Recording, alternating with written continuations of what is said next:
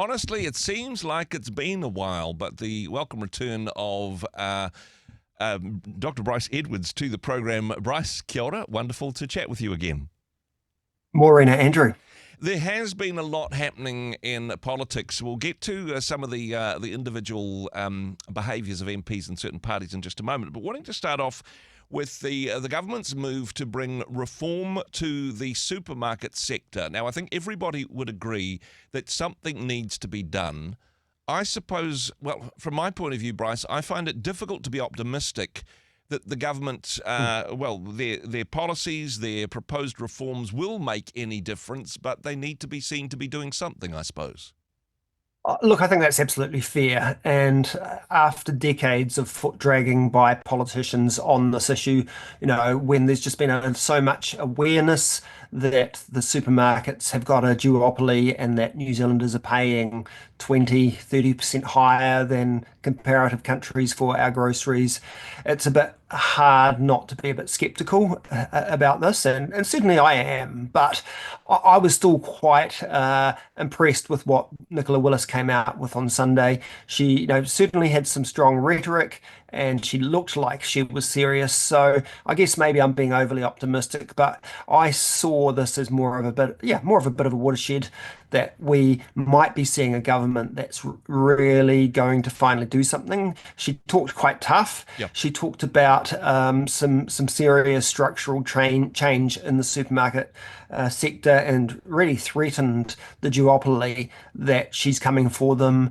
and that she will change laws to divest the supermarkets, break them up if you like. Yep. She's giving them another chance to do their own thing. Whether that will improve things or not, I'd be even more skeptical about that.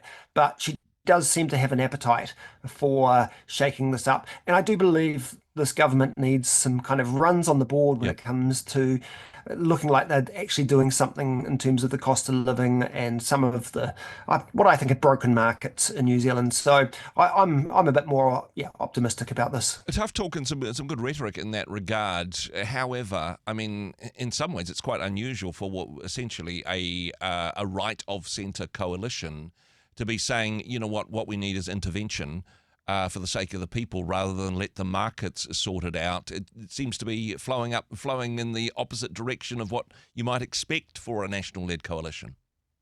Yeah, I think you're right about that. I mean, I've certainly noticed a lot of voices on the right that are also quite unhappy with the duopoly Yep. and believe that, there's nothing good about capitalism when you've got some capitalists having monopolies, Yep. if you like, and being able to, use their market power to stop competition. So I think there are lots of people on the right that do think this breaking up the supermarkets is consistent with a traditional right-wing idea of having plenty of competition. The And challenges. so, Sorry, I just want to say the and- challenges, though, with any big business, there's vested interests. There's yeah. powerful lobbies, these organisations very quick to lawyer up, and because of their excessive price gouging, they've got the deep pockets to do so. Oh, look, I couldn't agree more with that. And the supermarkets have some of the best lobbyists, and they are going on a campaign. It looks like they're going against Nicola Willis a bit, and they're sort of threatening her, I think, behind Yep. the scenes. And they will be, marshalling all their forces to blunt this attack. So, yeah, I think, and they might well win on that, as Yep. they often do. And even if, kind of as you suggest at the start, even if Nicola Willis succeeded in some of the things she said, it's still not entirely convincing that it would lead to lower supermarket prices. I mean, there are still problems in New Zealand with some of the suppliers that Yep. charge a lot of money to the supermarkets. Our distance from some of the markets does mean that we have higher prices. Yeah, but also, I suppose, the optics of this, per capita, we're one of the highest food-producing nations in the Yeah, world, and yet we can't afford to feed our families. So yeah. I suppose that's the public perception on this one. Yeah, and I'll just quickly add in as well that this has been an issue for a while, and the last government, the Labour government, also grappled with this. They struggled. and in the end did very little on this. And in a sense, they're being outmaneuvered or at least leapfrogged, into a stronger position by a national-led government Yeah. that is taking on corporate might. So it's quite fascinating in that respect. Yeah, it certainly is. In terms of what else is happening in politics, I mean, gosh, there's some headline grabbers there. In particular, in the Green Party, and Green Party continue as they started off the year in the headlines for all the wrong reasons, but certainly getting publicity with, well, firstly, Tamatha Paul, who's police spokesperson, basically doing a DJ set with anti-police lyrics, and then the case of Benjamin Doyle and what is appropriate to have on social media when you are representing the people in Parliament. Yes, so in terms of Brendan Doyle, he's the new MP that's come in to replace Darlene Tana Yep. when she was kicked out of Parliament earlier this year. And so this MP, calls themselves non-binary, Yep. queer, and they're a parent. One of their social media Instagram posts kind of reflects a lot of that. Mm-hmm. And people have now identified photos, language that Brendan Doyle has used on this as being quite questionable, suggesting it has a lot of sexual innuendo of quite an extreme character. Yep. And it's hard to be able to judge the rights and wrongs of this, and I certainly aren't qualified for that. But you've got a lot of people saying, the Greens need to account for this. Is this appropriate behaviour? And then on the other hand, you've got people saying, these are pretty horrible attacks on a politician who is from a different sort of subculture, if you like, and is using language that most of us might not understand, but we shouldn't be immediately jumping to judgment that this is the worst possible thing, that this might be, some sort of, I think there's been allegations of pedophilia or related sort of stuff. And it's certainly hard for me to be able to work those things out. And of course, one of the criticisms, I think, is now of the media as well, that the media haven't really taken this seriously enough. And maybe there's a double standard in the media that, when there's parties or politicians on the right that perhaps get in, compromising positions or publish things on social media that can be construed negatively, that the media jump on that, but they're not on this. And so Winston Peters, I think, as the Deputy Prime Minister, has been amplifying that sort of suggestion. And this is one of the things which I find most interesting, because this perhaps gives us an indication of the sort of politics that we're going to get going to the next election. Very much an ideological battle in this regard. You can only have free speech if you have an ideology which I have sympathy with, seems to be the battle cry here, and it'll be interesting to see how this plays out.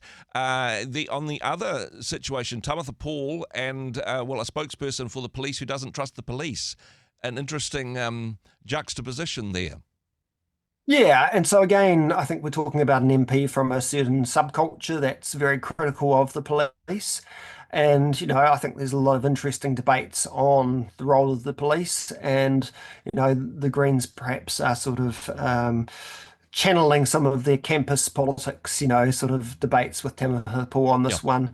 And, there's a lot of valid stuff there, I think, to discuss, but, this is quite outside the mainstream, and it suggests that along with the Brendan Doyle issue, Tamatha Paul really is representing, these more younger culture war warriors. And the Greens are positioning themselves less about the environment, more about some of what I would have thought of more sort of fringe positions. And, it's creating this big question about, I think it's been a question for a while, about what the Greens' identity is, where they're going, whether they're still about the environment primarily, or whether they're losing focus on that one. And I think that debate will go on for a while. Some of these issues are important, but whether it's still the same party as the James Shaw or Jeanette Fitzsimmons party, I think it's clear it's not. I think a Green Party could identify as identity fluid, perhaps at the moment, but whether or not there's enough of a constituency for them to make a difference going forward. We will wait and see. Yes. Finally, on this one, and again, this is a bit of a contrast, Te Paati Maori and their refusal to face a privileges committee. This is, of course, over the haka that was delivered with the first reading of the Treaty Principles bill. Pene Henry has given an apology for the same action. Te Paati Maori saying we're not even going to the committee.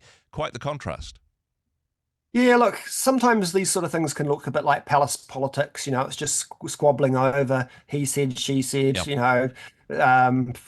And silliness.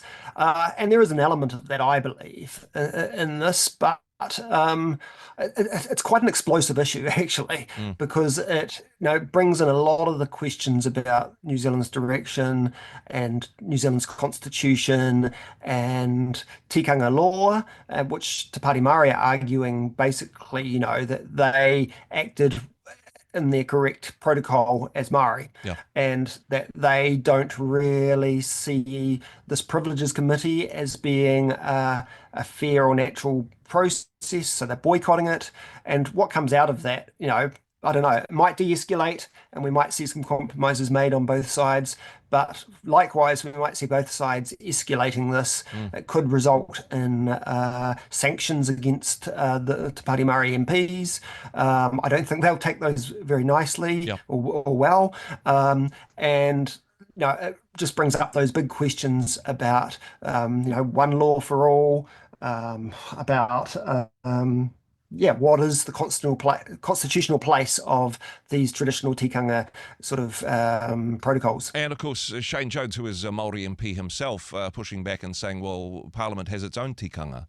And this is the marae absolutely. that you are on, and that you need to respect the protocol, the mana of the process of the Parliament that you are elected to represent people in. Look, and I think that's really important because, I don't think there's any sort of monolithic Maori worldview on this. And Te Paati Maori represent a certain sort of approach to this, but, my guess is that they'd probably be in a minority within Maoridom, if you like. And certainly you're not seeing Maori from other parties, whether it be Labour, New Zealand First, or whatever, coming to give them solidarity on this and saying, yes, we need. So yeah, it's complex and an area I think that needs a bit of nuance, and hopefully we get that, and hopefully it doesn't become something of a precursor to civil war, or at least big more cultural war. Honestly, Bryce, it does keep it interesting, but I think the concern is that we've got all these sideshow issues with the minor parties, which are distracting from some of the bigger issues that affect people more broadly here in Aotearoa, like the price of food in our supermarkets. But interesting to see how this one will play out. Very much appreciate your comments. Thanks for joining us. Hey, thanks very much for joining us in the Rhema studio. Thanks very much for watching the interview. It's kind of nice to have an audience, actually. And if you did like what you watched, then do give us a like, do give us the thumbs up. And if you'd like to see more interviews like that one, or perhaps even better, subscribe and those interviews will come straight to you. Don't forget to turn on your notifications, and we'll see you in the next one. Cheers.